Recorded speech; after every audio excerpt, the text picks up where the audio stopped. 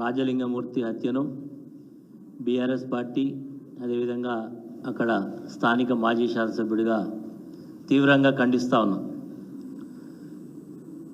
దురదృష్టం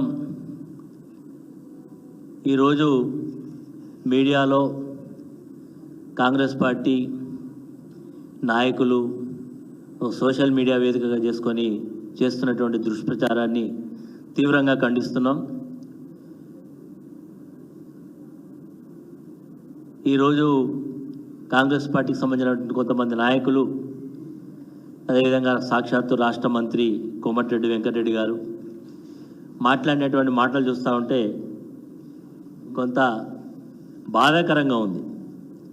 అంతేకాకుండా ఈ కేసు మీద ఇన్ఫ్లుయెన్స్ చేయాలనేటువంటి ప్రయత్నం చేస్తున్నట్టుగా కనబడుతూ ఉన్నది. నిన్న హత్య జరిగిన తర్వాత ఈ రాజలింగమూర్తి భార్య ఇచ్చినటువంటి మరి కంప్లైంట్, అందులో భూ వివాదం ఉన్నట్టుగా, అందులో కొంతమంది వ్యక్తులు కలిసి అతని భర్తను హత్య చేసినట్టుగా కంప్లైంట్ చేయడం జరిగింది. దాని ఆధారంగానే పోలీస్ వాళ్ళు ఎఫ్ఐఆర్ కాపీని కూడా ఇవ్వడం జరిగింది. చాలా స్పష్టంగా చంపినటువంటి వ్యక్తులు పోలీసుల దగ్గర, మరి పోలీసులు పట్టుకున్నారా, పోలీసుల వాళ్ళు లొంగిపోయినా నాకు సమాచారం లేదు, కానీ పోలీసుల దగ్గర ఉన్నట్టుగా మాకు సమాచారం ఉంది. చంపినటువంటి వాళ్ళు మేము చంపినామని చెప్తా ఉన్నారు. దానికి సంబంధించినటువంటి విషయాలన్నీ కూడా తెలిసిన తర్వాత ఈరోజు వీళ్ళు మాట్లాడేటువంటి మాటలు చూస్తూ ఉంటే ఈ యొక్క హత్యా కోణాన్ని ఒక రాజకీయ దురుద్దేశంతో బీఆర్ఎస్ పార్టీ పైన, సాక్షాత్తు మాజీ ముఖ్యమంత్రి కేసీఆర్ గారి పైన, హరీష్ రావు గారి పైన, నా పైన చుట్టేటువంటి ప్రయత్నం చేస్తున్నట్టు కనబడతా ఉన్నది. ఎందుకంటే ఈ యొక్క రాజలింగమూర్తి అనేటువంటి వ్యక్తి కాళేశ్వరం ప్రాజెక్టు మీద ఒక కేసు వేసిండు.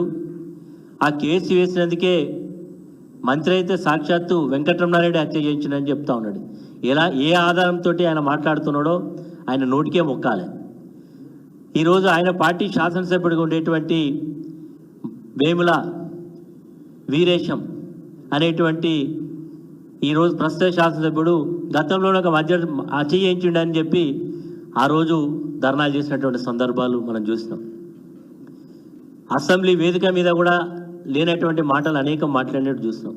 వెంకటరెడ్డికి ఇది పూర్తిగా ఒక ఆనవాయితీ అయిపోయింది, ఆనవాయితీతో మాట్లాడుతున్నట్టుగా అర్థమవుతూ ఉన్నది.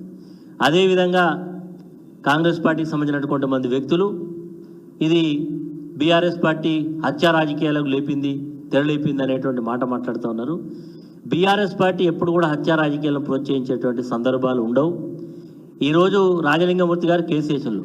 ఒకవేళ అందులో కేసు విచారణలో ఉన్నది, ఆల్రెడీ రాష్ట్ర ప్రభుత్వం కమిషన్ వేసింది, కమిషన్ విచారణ జరుగుతున్నది.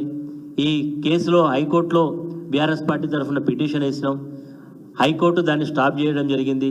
భూపాలపల్లి డిస్టిక్ కోర్టు ఇచ్చినటువంటి ప్రొసీడింగ్స్ కూడా మేము కోర్టులో చట్టపరంగా ఎదుర్కొనే సందర్భాలు మాకున్నాయి.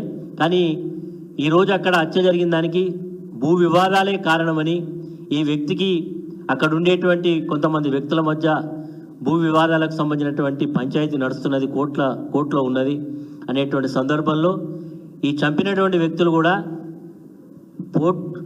మన అక్కడ ఉండేటువంటి పోలీస్ అధికారుల దగ్గర కంప్లైంట్ చేసినట్టుగా, ఇతను వాళ్ళ మీద కంప్లైంట్ చేసినట్టుగా, మరి వాళ్ళు ఇరువురు కూడా మరి ఇద్దరి మధ్య వైరుధ్యం ఉందనేది చాలా స్పష్టంగా ఉన్నది. కాబట్టి అది ఆ కోణంతో చూడకుండా ఈరోజు మా మీద బట్టగాల్సి మీదేసి మీదే బాధ్యత అనేటువంటి పద్ధతిలో చేయడం ఏదైతుందో దీన్ని మేము తీవ్రంగా ఖండిస్తున్నాం. ఈ హత్యకు నాకు కానీ బీఆర్ఎస్ పార్టీ కానీ ఎలాంటి సంబంధం లేదు. మరి ఈరోజు వాళ్ళు చెప్తా ఉన్నారు, అక్కడ ఉండేటువంటి స్థానిక శాసనసభ్యుడు దీన్ని నిష్పక్షపాతంగా విచారణ చేయాలి, ఎంత లోతుగా అధ్యయనం, మేము కూడా చెప్తున్నాం లోతుగా అధ్యయనం చేయాలి, ఖచ్చితంగా దోషులను శిక్షించాలి అని కూడా మేము కూడా డిమాండ్ చేస్తూ ఉన్నాం. వారు ఏదో సిబిసిఐడి అంటున్నారు. సిబిసిఐడి కాకపోతే సిబిఐ ఎంక్వైరీ చేసినా మాకు ఎలాంటి అభ్యంతరం లేదు. మేము మాకు యొక్క హత్యకు ఈ వ్యక్తికి మాకు ఎలాంటి సంబంధం లేదు మరి అనే మాటని ఈ సందర్భంగా తెలియజేస్తాం.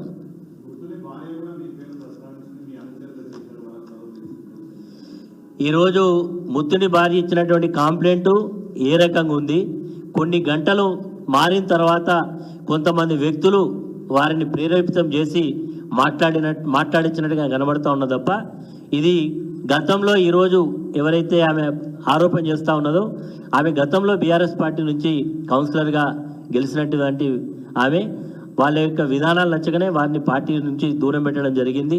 ఈరోజు ఆమె మాట్లాడినటువంటి మాట కొంతమంది వ్యక్తుల యొక్క ప్రేరేపితంతో మాట్లాడినట్టుగా ఉన్నాయి.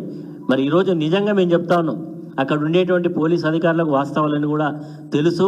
అక్కడ ఉండేటువంటి భూ వివాదాల్లో ఎంతవరకు ఇతను కూరుకుపోయిండు, ఇతను ఒక రౌడీ షీటర్గా కూడా ఉన్నాడు, చాలా లిటిగెంట్ అనేది కూడా అక్కడ ఉండేటువంటి భూపాలపల్లి ఎవరైనా చెప్తారు. కాబట్టి అతని యొక్క హత్యకు ఆ భూ వివాదమే తప్ప నాకు కానీ మా పార్టీ కానీ ఎలాంటి సంబంధం లేదు.